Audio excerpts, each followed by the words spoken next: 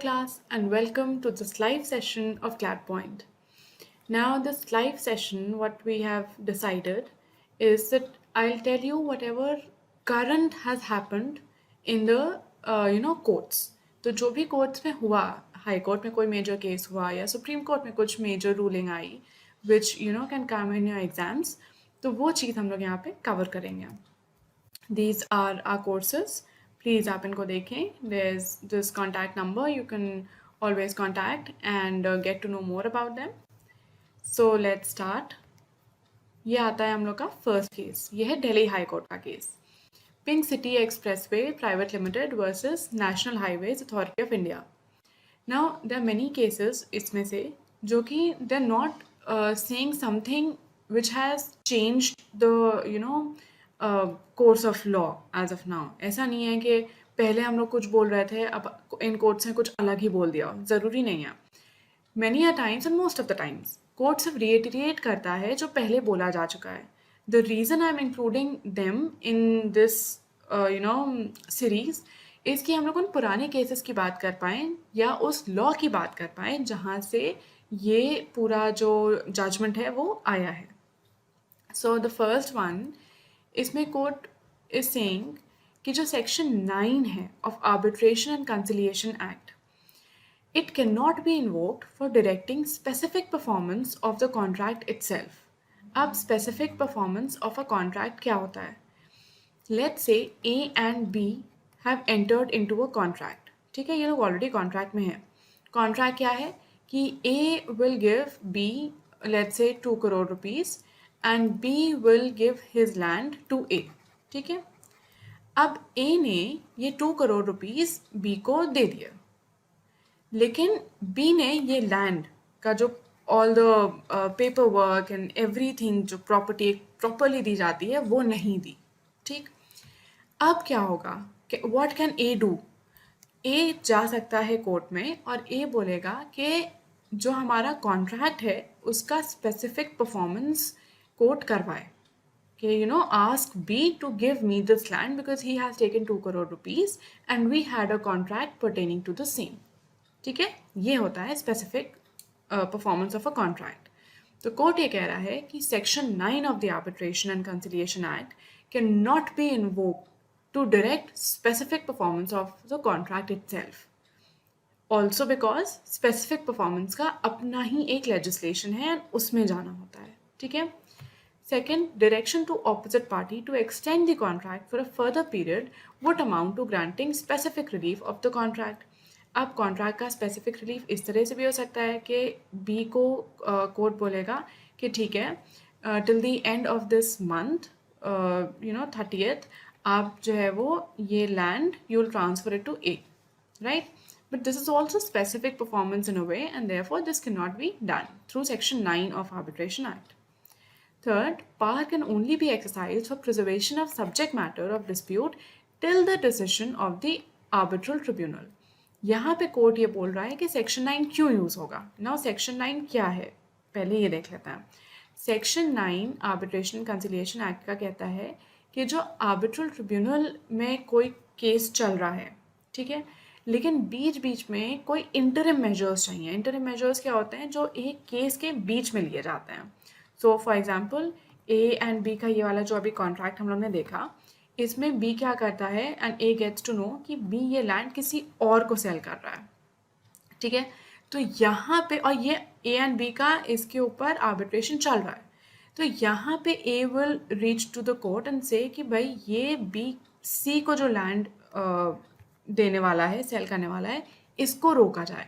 Because अगर ये land सी को सेल हो गई तो फिर तो दिस आर्बिट्रल ट्रिब्यूनल का जो पूरा जजमेंट है और पूरा डिसीजन है विल बी रिडंडेंट. कोई पॉइंट ही नहीं है फिर तो इस केस का, है ना. तो ये इस तरह की चीज़ें इंटरिम मेजर्स होते हैं जो बीच में लिए जाते हैं. ये सेक्शन 9 के थ्रू लिए जा सकते हैं, लेकिन कोई इस तरह का जहाँ पे स्पेसिफिक परफॉर्मेंस करवाना हो वो नहीं हो सकता. Power can only be exercise for preservation of the subject matter. जो सब्जेक्ट मैटर है, जैसे इस एग्जाम्पल में लैंड, इसको प्रिजर्व करने के लिए आप कोई भी डिसीजन सेक्शन 9 के अंडर ले सकते हो, बट नथिंग एल्स. ठीक है.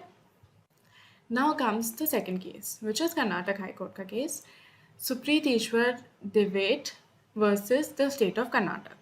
अब इसमें कोर्ट ने क्या कहा? The court said that accused who is arrested cannot be handcuffed under ordinary circumstances.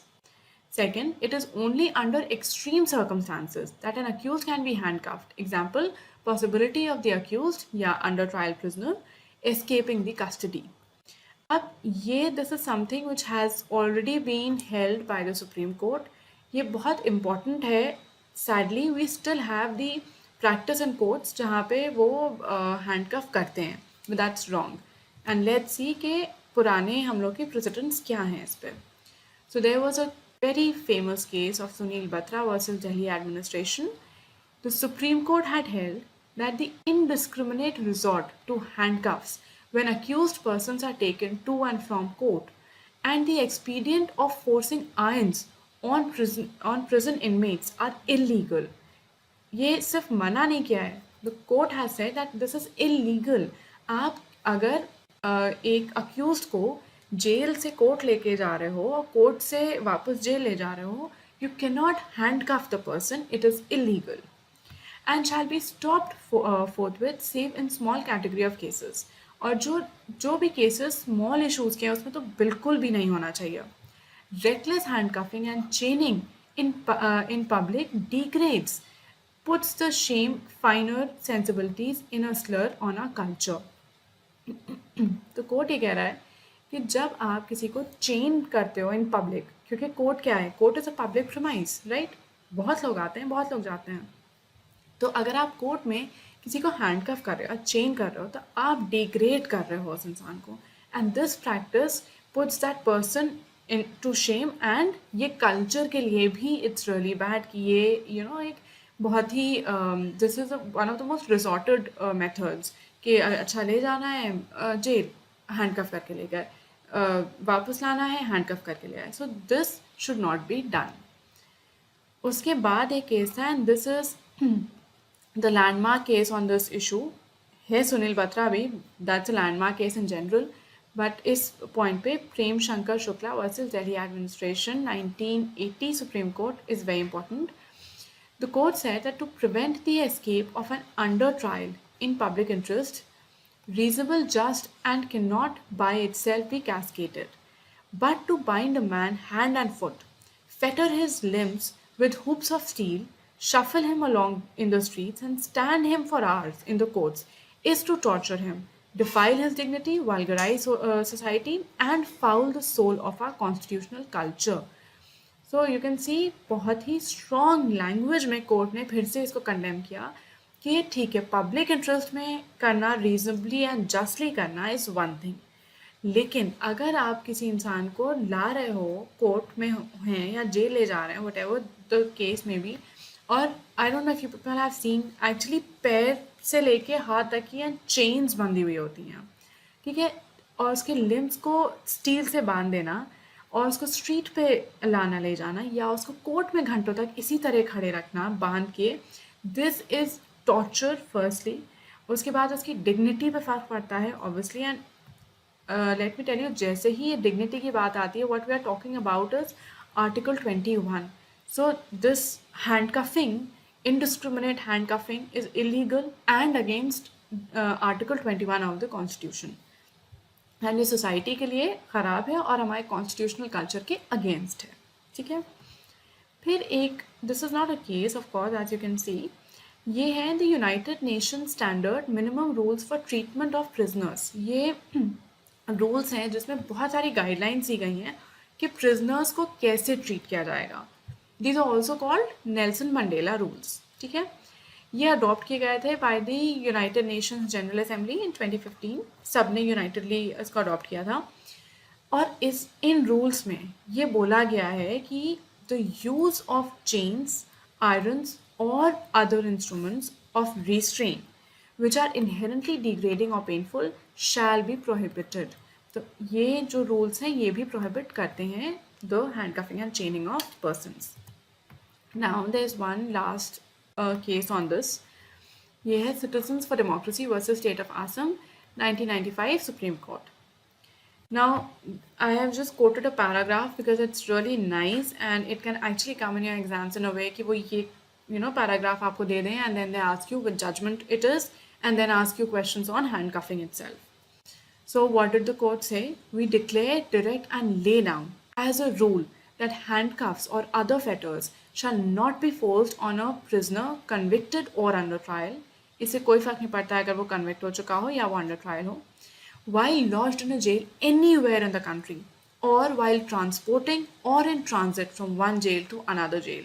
होता है जब ले जाया जाता है एक जेल से दूसरी जेल तो भी handcuff कर देते हैं. Or from jail to court and back. The police and the jail authorities on their own shall have no authority to direct handcuffing of any inmate of a jail in the country or during transport from one jail to another or from jail to court and back. Basically यहाँ पे court ने पूरी तरह से restrict कर दिया है police को और पुलिस की पार पूरी तरह से ले ली है. No matter what, no matter किस जेल की बात हो, नो मैटर कौन सा क्राइम किया हो, नो मैटर वो कन्विक्टेड हो या अंडर ट्रायल हो, जेल से कोर्ट जा रहा हो, वापस आ रहा हो, एक जेल से दूसरी जेल जा रहा हो, whatever may be the circumstances, police officers have no authority to decide कि उनको हैंडकफ किया जा सकता है, मतलब वो किसी और को हैंडकफ कर सकते हैं कि नहीं. Where the police or jail authorities have well-grounded basis for drawing a strong inference that a particular prisoner is likely to jump jail or break out of the custody, then the said prisoner be produced before the magistrate. आप magistrate के सामने उसको ले जाओगे अगर आपको लगता है कि ये जो अक्यूज है ये भाग जाएगा and you have like a proper well grounded basis for that, तो आप क्या करेंगे, मैजिस्ट्रेट के सामने ले जाएंगे. Concern and a prayer for the permission to handcuff the prisoner be made before the said magistrate. The police cannot decide. Who can decide? The magistrate decides. Save in rare cases of concrete proof regarding proneness of the prisoner to violence, his tendency to escape, he being so dangerous or desperate, and the finding that no other practical way of forbidding escape is available, the magistrate may grant permission to handcuff the person. Now see, यहाँ पे हमने देखा कि police के पास power नहीं है, तो क्या मतलब है, कभी हैंडकफ नहीं हो सकता. अगर पुलिस को लग रहा है कि नहीं इट्स इम्पॉर्टेंट, ये इंसान बहुत ही ख़तरनाक है, you can escape, there are many people who can help him escape, तो वो मैजिस्ट्रेट के पास जाएंगे. ठीक है, that's the second point. First point, the police has no power. Second point, the magistrate has power.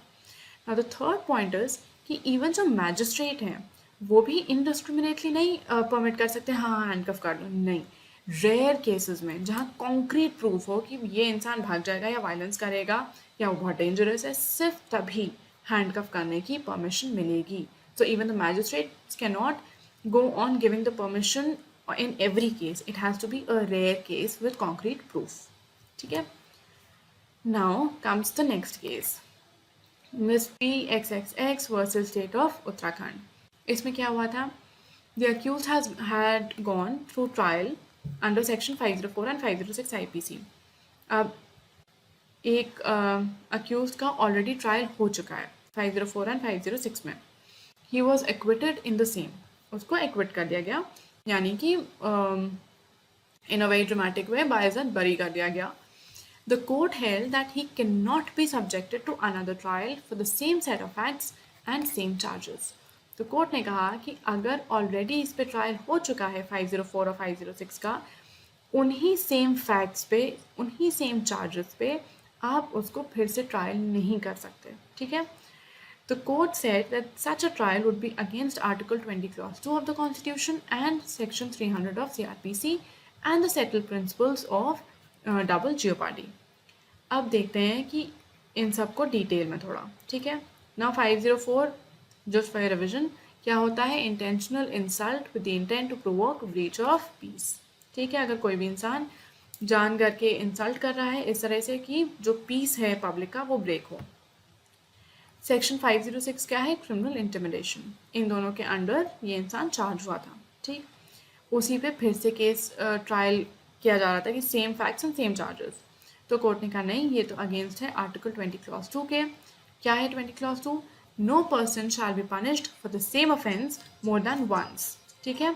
एक इंसान को आप एक फैक्ट्स में सिर्फ एक ही बार you can punish the person, ठीक है। आप बिकॉज इमेजिन एक क्राइम कर दिया किसी ने एंड उसी पे बार बार बार बार बार बार ही is being tested, tried, charged, ये तो नहीं हो सकता। And obviously the pendency of the cases, ठीक है। फिर आता है सेक्शन 300, सेम चीज़ बोलता है सेक्शन 300, पर्सन वंस कन्विक्टेड और एक्विटेड, कन्विक्ट हो या एक्विट हो फर्क नहीं पड़ता, can not B tried for the same offence. अगर वो एक्विट भी हो गया, अगर ये मान भी लें कि हाँ इसको सज़ा मिल गई 504 और 506 में, तो उसके बाद फिर से नहीं ट्रायल किया जा सकता कि ना सज़ा कम मिली है, इसको तो और सज़ा मिलनी चाहिए थी। You can not do that. इस पे दो मैक्सिम्स हैं, these are important. Nemo debet bis vexari means a person must not put in peril twice for the same offence. एक ही ऑफेंस के लिए आपको 2 बार टेस्ट नहीं किया जा सकता। Outrefort is convict and outrefort is acquit. No person should be prosecuted twice for the offence he was previously acquitted or convicted for. इससे फर्क नहीं पड़ता है कि एक्विट हुआ है कि कन्विक्ट हुआ है, एक बार ट्रायल हो गया तो ट्रायल हो गया, ठीक है। यस, अगर डिस्चार्ज हुआ है which is before the charges were framed, और तो एक इंसान है उस पर एक्यूजेशन लगा, लेट्स से 504 एंड 506 का ही FIR हुई, कोर्ट में केस गया और चार्ज के टाइम पे कोर्ट ने कहा कि नहीं इस पर कोई चार्जेस नहीं बनते हैं and we are discharging him, इस पर चार्जेस ही नहीं फ्रेम हुआ है। ट्रायल चलता है और लोगों पे, ठीक है, और इसी फैक्ट्स के और लोगों पे ABC पे फिर भी ट्रायल चला, D को डिस्चार्ज कर दिया गया। अब आगे जब केस बढ़ता गया देन द कोर्ट सेज कि एंड रियलाइजेस कि जो D है प्रोबेबली ही is a party to the whole offence. तो अब कोर्ट क्या यहाँ पे इसको D को फिर से बुला सकता है, या फिर ये जो प्रिंसिपल है हम लोग का डबल GORD का वो अप्लाई होगा? द आंसर इज कि कोर्ट बुला सकता है डेफिनेटली एंड डबल GORD नहीं होगा, या इस पर दोबारा केस हो सकता है, हाउएवर द केस में भी, इसलिए क्योंकि चार्ज फ्रेम नहीं हुआ। और यहाँ पे जो हम लोग को ये 20 clause 2 है आर्टिकल या सेक्शन 300 है, ये सिर्फ डबल GORD की बात करता है तब जब एक्विट या कन्विक्ट हुआ हो। डिस्चार्ज तो हो जाते हैं ट्रायल शुरू होने से पहले ही, ठीक है। तो इसलिए अगर कोई इंसान डिस्चार्ज हुआ है तो उस पर फिर से ट्रायल चल सकता है, इनफैक्ट उस पर ट्रायल चल सकता है क्योंकि पहली बार तो ट्रायल चला ही नहीं था। Next is Mahadev versus Director General, Border Security Force. Now, what happened? The court said the accused need not prove the existence of private self-defense beyond reasonable doubt, and that it would suffice if he could show the preponderance of probabilities is in his favor, just as in civil cases. Criminal cases जो होते हैं इसमें जो burden of proof होता है ये क्या होता है? Beyond reasonable doubt. अगर आपको कुछ भी प्रूव करना है तो you have to prove it beyond reasonable doubts, ठीक है, कि कोई शक ही नहीं बचता है कि हाँ this is what it is what I am trying to establish. जो सिविल केसेस होते हैं ऑन द अदर हैंड, उन पे उनका जो बर्डन ऑफ प्रूफ होता है वो सिर्फ होता है प्रीपॉन्डरेंस ऑफ प्रोबेबिलिटीज़, ठीक है, कि यही सबसे ज़्यादा प्रोबेबल सिनारियो है। अब कोर्ट ने ये कहा कि अगर कोई इंसान है जिसने सेल्फ डिफेंस में किसी को मारा, किसी को हार्म पहुंचाया, अब उसे ये प्रूफ करना होगा कि ये हमने सेल्फ डिफेंस में किया। तो ये बात कि हमने ये सेल्फ डिफेंस में किया, ये बियॉन्ड रीजनेबल डाउट नहीं करना है, दो इट्स अ क्रिमिनल केस, फिर भी हम लोग यहाँ पे नहीं जाएंगे। व्हाट विल डू इज हम लोग सिविल केस की वो रखेंगे बर्डन ऑफ प्रूफ, और उस इंसान को सिर्फ इतना तक प्रूव करना होगा कि ये प्रीपॉन्डरेंस ऑफ प्रोबेबिलिटीज का था, ठीक है। जो बर्डन ऑफ प्रूफ है वो यहाँ पे कम हो जाता है। The person has to just say कि हाँ ये प्रोबेबल चीज़ है कि हम सेल्फ डिफेंस में उसको मार रहे थे, and that will be it, ठीक है। यहाँ कोर्ट ने क्या कहा? To sum up, the right of private defence is necessarily a defensive right which is available only when the circumstances so justify it. These circumstances are those that have been elaborated in IPC. IPC में बहुत ही elaborate आपको 96 से 106 में मिल जाएगा पूरा. Such a right would be available to the accused when he or his property is faced with a danger and there is little scope of the state machinery coming to his aid. अगर आप state machinery को बुला सकते हैं तो आप private defense use नहीं करते हैं, ठीक है? You go and call the state machinery, the police. At the same time, the courts must keep in mind that the extent of the violence used by the accused for defending himself or his property, क्योंकि against body and property दोनों होता है private defense, should be in proportion to the injury apprehended. Again, ये बहुत ही basic principle है कि जो आप जब self defense कर रहे हो तो आप बदले में उतना ही harm कर सकते हो जितना कि proportion हो. It's not like किसी ने ईटा फेंक के मारा गोली चला दी उस पर. This is not proportional. तो हमेशा जो सेल्फ डिफेंस है वो प्रोपोर्शनल होना होता है, ठीक है? Now comes service charge. ये बहुत न्यूज़ में चल रहा है आजकल. जो मिनिस्ट्री ऑफ कंज्यूमर अफेयर्स है उसने गाइडलाइंस दी हैं कि you the restaurants have to stop levying the service charge. अब सर्विस चार्ज होता क्या है? आप लोग जब रेस्टोरेंट जाते होंगे तो बिल में अगर कोई पुराना बिल हो देन प्लीज़ गो थ्रू. उसमें पूरा लिखा होगा कि this ingredient this for this match, ये जो खाना है वो इतने का है, एवरीथिंग. एंड में होगा एक सर्विस चार्ज, उसके बाद होंगे टैक्सेस. तो यानी कि जो सर्विस चार्ज है this is not a part of taxes, ठीक है? टैक्स क्या होता है? सर्विस टैक्स जो है वो टैक्स होता है, ठीक है? टैक्स इज समथिंग जो गवर्नमेंट को जाए, राइट? जो सर्विस चार्ज होता है ये गवर्नमेंट को नहीं जाता है. It does not go to the government. It's like ये हर बिल में जो कंज्यूमर होता है, रेस्टोरेंट एक पर्टिकुलर सर्विस चार्ज लगाता है, मोस्टली 5 to 10%. लेट्स से यहाँ पे आया 50 रुपीज़, ठीक है? अब ये एक बिल पे 50 रुपीज़ आया, दूसरे पे 60 आया, फिर तीसरे पे 70 आया, फिर 100 आया. ये जितना भी सर्विस चार्ज है ये रेस्टोरेंट अपने पास रखता है. It is with the restaurant, ठीक है? ये गवर्नमेंट को नहीं जाता. In the end mostly of the month और जिस भी तरह से उनका फंक्शनिंग हो, जितना भी सर्विस चार्ज कलेक्ट होता है वो सारे रेस्टोरेंट के लोगों में इक्वली डिवाइड हो जाता है. सो जो हम लोग टिप दे के आते थे, वो जो टिप क्या होती है? If you want to tip you may, आपको 10 रुपीज़ देना, आपको 20 रुपीज़ देना, कितना देना है दैट्स योर चॉइस. ये जो सर्विस चार्ज है it's like a mandatory tip they are taking from us. Bill में लगा के वो टिप ले रहे हैं, राइट? तो इसीलिए ये मना किया गया कि ये ज़बरदस्ती किसी भी कंज्यूमर पे नहीं की जाती कि नहीं टिप तो देनी पड़ेगी. क्यों? इतनी टिप हम क्यों दें? जितनी भी I want I will give. If I don't want I will not give, right? तो ये इसीलिए जो सर्विस चार्ज है इस पर बहुत टाइम से अब द गवर्नमेंट इज़ सेइंग कि नहीं, you have to stop levying it. So now if you go to any hotel, any restaurant and you find के service charge लिया गया है, then you can actually complain, ठीक है? ये consumer court में ये केस जाता है और consumer court will actually take action and make the restaurant pay back much more money than they have taken from you in the name of service charge. इस तरह के cases हो भी रहे हैं आजकल. So that's all for the weekly wind up. I hope आप लोग को समझ में आया हो. And if you people like it, then we have more courses. You can enroll in them. You can ask about them. This is the number. ये number है. Please feel free. काफ़ी सारे batches हैं. You can inquire about them. And that's all. Thank you so much.